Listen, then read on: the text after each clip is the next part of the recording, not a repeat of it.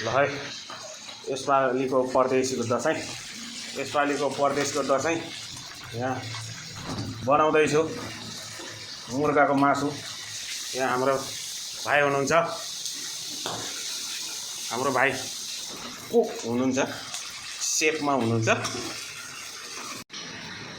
यता एउटा भाइले सलाद बनाउँदै हुनुहुन्छ पुरै काँक्रो गाजरहरूको।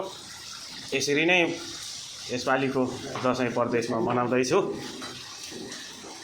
ल है दसैँको तयारी हुँदैछ है। यहाँ यस्तो खालको छ यसपालिको दसैँको तयारी।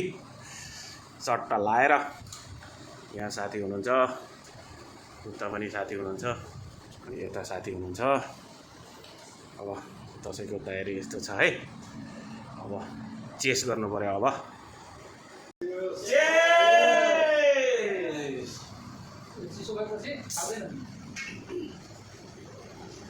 ल भमाल छ है साथीहरू।